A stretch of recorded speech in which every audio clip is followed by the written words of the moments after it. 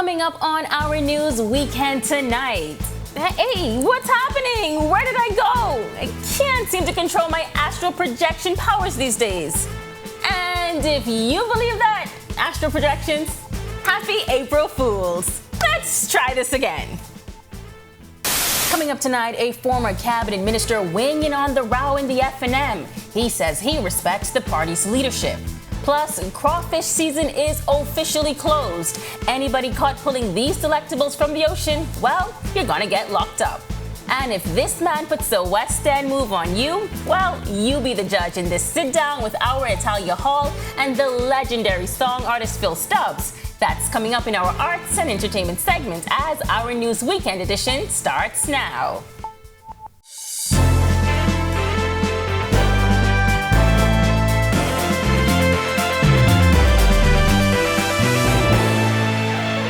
This is Our News Weekend edition. Thank you so much for tuning in. I'm Megan Shepherd. Another member of the Free National Movement weighing in on what seems to be an ongoing war in the party. Former Deputy Prime Minister Desmond Bannister says the party will unite when the time is right. Bethany McDermott reports. Amid what seems to be ongoing turmoil in the Free National Movement, former Deputy Prime Minister and F&M Cabinet Minister Desmond Bannister was asked if he supports the current leadership of the party. I support leadership. I always support leadership. It's very important to, when someone is in a position of leadership, it's important to support the leadership. The former Carmichael MP's comments come amid what seems to be a fight for leadership in the party. Recently, it was reported that the party's leadership said former Prime Minister Dr. Hubert Minnis is not to address association meetings. However, Dr. Minnis spoke at a Garden Hills Association meeting while party leader Michael Pinter addressed the Centralville Association. At one of the meetings, Bannister said voices need to be heard, Dr. Minnis's in particular. When asked about the state of the party, Bannister said this. The history of the F&M tells you that the party was started out of dissent. And it was started by very, very bold leaders in this country, persons who stood on principle.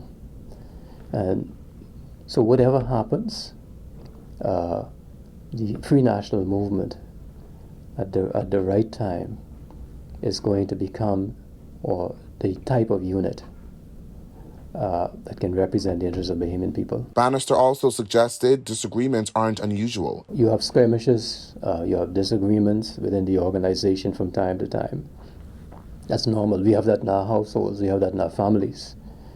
But that does not mean that that organization that has done so much for this country will not be ready and able to do what it has to do for the Bahamian people.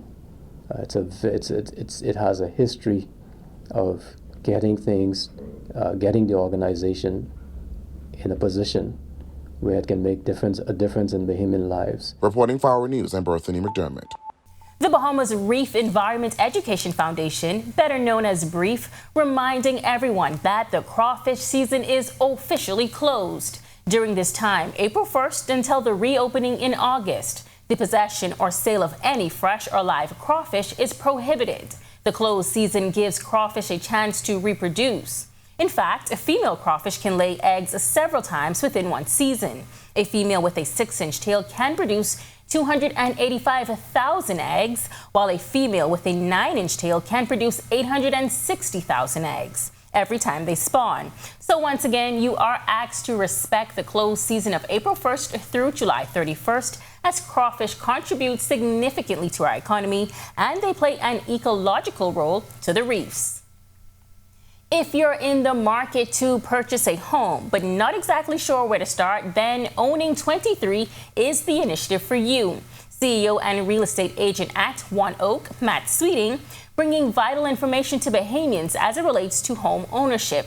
Sweeting says that Owning 23 is all about bringing together the experts, attorneys, banks, and real estate agents to enlighten residents on the process of buying a home.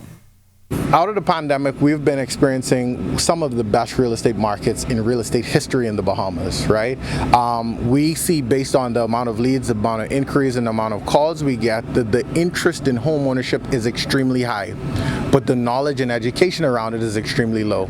We thought this was an essential event to put together to educate people on the process in real estate, to help them as it's their biggest goal, biggest purchase ever. Some of the things we're going to be sharing is oftentimes people don't know they need to have their own real estate representation, right? And they're oftentimes using the seller's agent to buy property from. And we're going to talk about how that might be a consequence to them when they try to negotiate, and some other things as well. CIBC First Caribbean is the title sponsor for the seminar. District Manager Ingrid Johnson says they've done the market research and they found that home ownership is the key to building wealth. We want to talk a little bit about financial literacy. How do you get there? What are the steps? So we actually walk with you from the beginning to the very end of actually moving into that home. And if you're not quite ready, we give you alternatives, how to get there. What are some of the things you can do? And you can still own real estate. And we think that is so important for people to understand. If you don't act today, really and truly, the price is not going down, it's going up. So we want to encourage people to come on out, be assessed, know what you're qualified for. So when you go in the market, you know exactly what range it is that you're going to be looking for. Well, after a delay, Labor Minister Keith Bell says the opening of the IHOP restaurant is imminent. The breakfast restaurant was set to open at the end of February, but was delayed to April 4th. The opening is imminent, I can say that, and that everything is back on schedule. They're very optimistic. In late January, IHOP Bahamas and Caribbean franchise holder Burton Rogers revealed a second location was identified, with the restaurant set to open shortly after the first. More than 600 people turned up to a job fair back in January to fill one of the 200 jobs being offered at IHOP. Bell commended the Department of Labor's Job Readiness Seminar, which ensures many Bahamians are prepared. His comments came during the announcement of another job fair, this time in the Freetown constituency. As the Assistant Director indicated, persons are being hired on the spot. And in my constituency in Carmichael, as she indicated, over 100 persons were hired on the spot. When we had the last labor fair here at the department, in excess of 100 plus persons were hired. And as a matter of fact, let me just say to the persons in Freetown, etc., please register in advance because it makes the process even easier. Still to come on Our News Weekend, One Nation uniting to protect our children. April is Child Protection Month. Stay tuned for the details. And 18 members of the 2023 Carifta track team are from the Family Islands. The head coach is very happy about this. Stay tuned to the details straight ahead when Our News Weekend returns. At Doctors Hospital, our lamp just got brighter. The Loyalty Advantage membership program now has 3 unique plans to choose from. From Lamp Prepaid with free prime care visits and service line discounts, Lamp Insured with copay waivers and 0 upfront collections at the ER and inpatient services, or our new Lamp Access, a free plan that offers 10% off labs, pharmacy, and imaging. Lamp has a plan for everyone. To sign up, visit our website or give us a call. Doctors Hospital, trusted and best care now. When we run because we can. We leap because we're free. And we push because it's what we do best. Our TV, home of the 50th Carifta Games.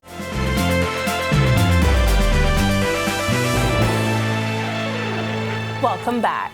The Best Energy Bahamas Expo 2023 brought together international and local energy experts, business owners, government representatives, and multinational firms. Attendees were exposed to world-class solutions, exchanging ideas and developing alliances to bring energy, independence, and technological innovations to the Bahamas and region.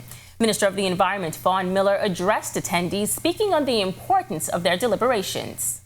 I'm convinced that the participants at the Best Energy Bahamas Expo, that they will present substantive solutions to help address our energy and climate crises.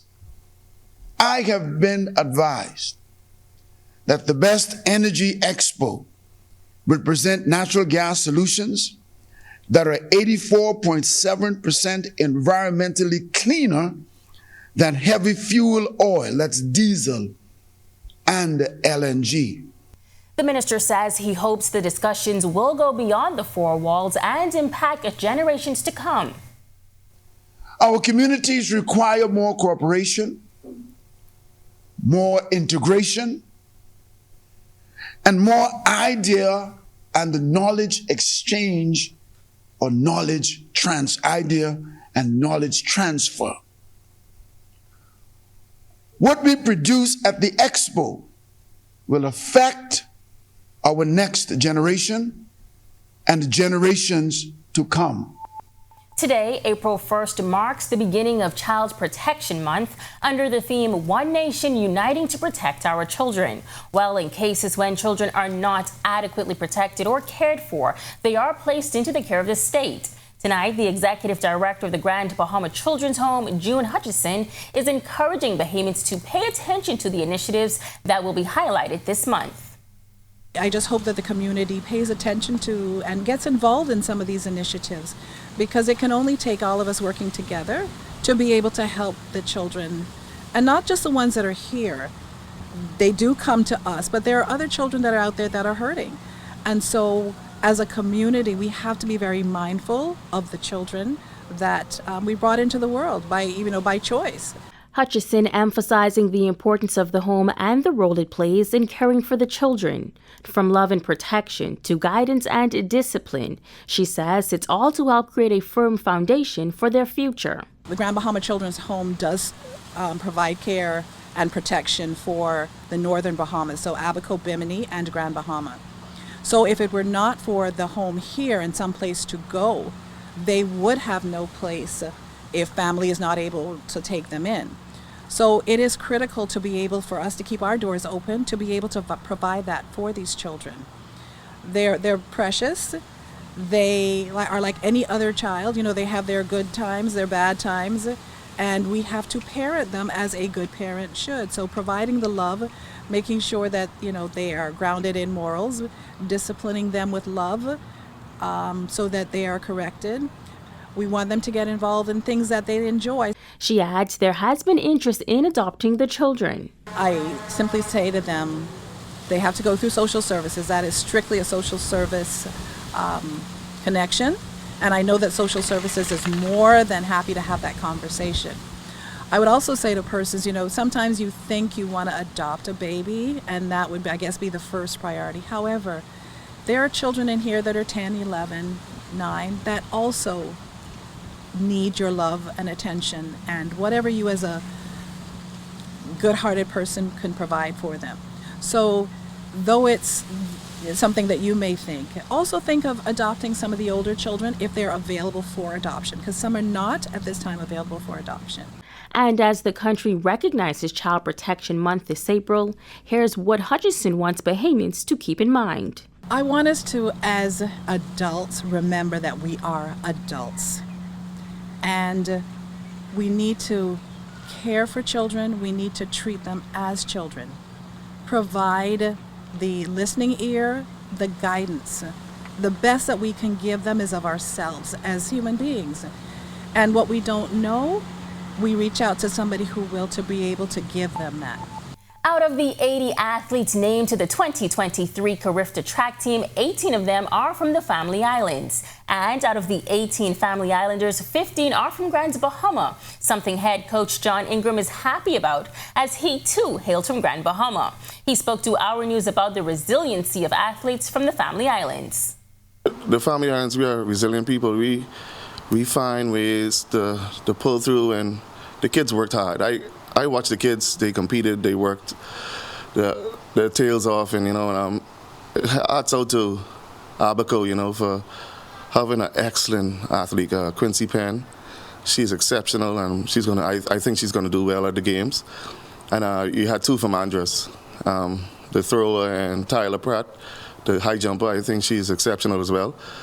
But our Grand Bahama, 15 of our Grand Bahama athletes, they showed promise. They showed that they are fighters, and they pulled through, and they made the Bahamas team. Coach Ingram also using the opportunity to encourage Bahamians to fill the stadium come next weekend. Just hearing the crowd roar at home, it's inspiring for the kids, and they need the crowd. They need you, Bahamian people. We need you. We need you to be out there to give our kids that extra drive. And with that extra drive, we could bring home them gold medals. We could take those golds. When Our News Weekend comes back from the break, one corporate citizen giving the gift of life while celebrating 50 years. Hint, they don't just fly here, they live here. And the owner of a Be My Guest marketing agency gives us her story. Generation Next is coming up after the break. Stay close.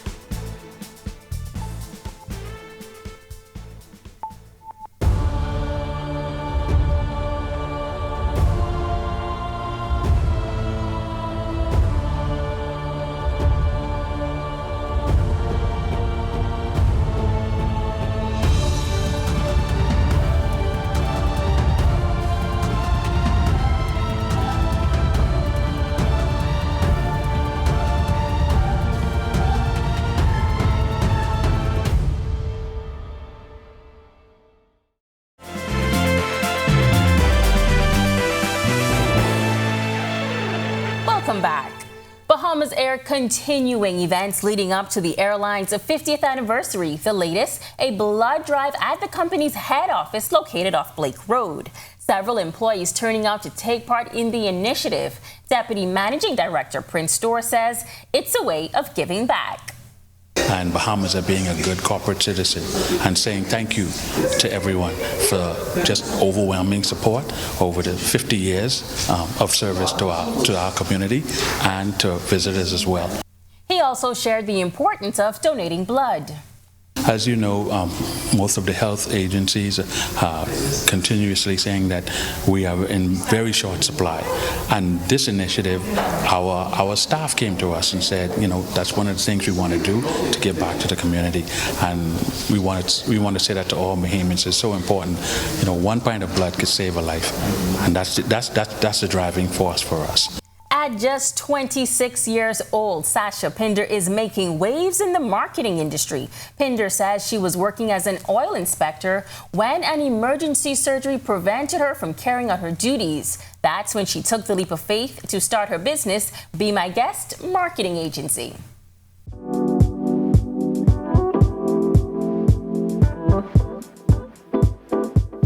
I did what I knew. I reverted back to what I knew, which would have been public speaking and event planning. I felt like that was my purpose immediately when I started, and I never stopped. We offer a plethora of services from business plans to marketing strategies, and we also offer technical writing. And then we move on into the fun stuff, like I like to call it, all of the marketing things that people associate when they see you or your brand. So that's graphic design, website design, photography, videography, social media management, content creation. The list truly goes on. We even do special events. She says the past 5 years did have its share of challenges, but the self-described hustler says giving up was not an option. I was really young at the time. A lot of persons didn't take me very serious. They claimed that I did not have enough experience. I was being lowballed, you know, cut out of a lot of things, or not even being considered for whatever the reasons may have been. But I kept at it. I built that experience, and, you know, all it took was one yes, one opportunity, and I was able to prove myself and my skill set and was able to grow my company based off of those opportunities. And get this, Pinder recently landed an international contract with Google, but she says the details will have to remain under wraps until a later date. We were able to sign our newest and our largest client, Google, and that was really, really exciting. That means that we have not only broken national ground, but international ground. And if a company as large as Google can see the value in Be My Guest agency, then I don't know why anyone else could not. So that was definitely the highlight for me. That was my oh wow moment, and it was more than enough confirmation needed to know that I am who I say I am, and I can do what I say I can do. And as she continues to grow her business, she says she's looking forward to taking the Bahamas and the world by storm. Here's her advice to other aspiring entrepreneurs. You are not a no. You are not a no, and it only takes one yes. You could get told no 50 million times, but the 50 millionth and one time, someone is going to tell you yes, and you will have that opportunity to prove yourself and show them that, listen, this is something that I can do and I can be beneficial to you and to me as well. I want you to see that the world is different now. It's changing. We grew up with the internet. We're aware of all the trends. We're aware of what's selling, especially in this generation, and just give me a chance. And if you keep at it, someone is going to say yes. And still to come, the weather report is on the way. Find out if it's cocoa in a mug weather or is it time for a string bikini beach day. Stay close. And it's time for our arts and entertainment segment. Phil Stubbs is on the way making a West End move just for you. All of that is coming up on the other side of the break. Don't move, don't blink, stay close.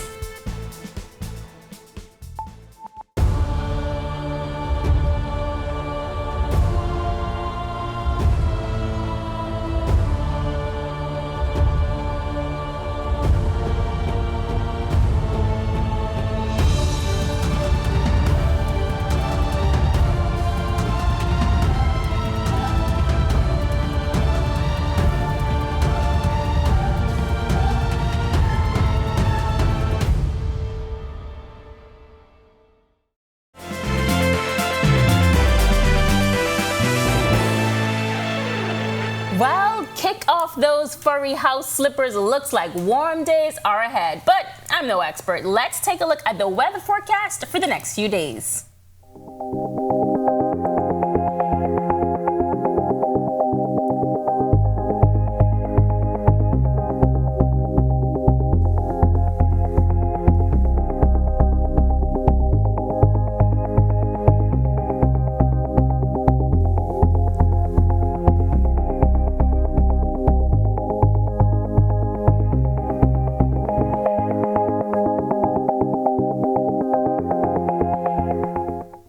Bahamian legendary singer Phil Stubbs has made his return to the stage for the first time in years. On Friday night, the Bahamian artist, who is known for telling Bahamian stories through his music, performed at the Farm on Marshall Road. But earlier this week, he sat down with our Italia Hall and shared how his career began.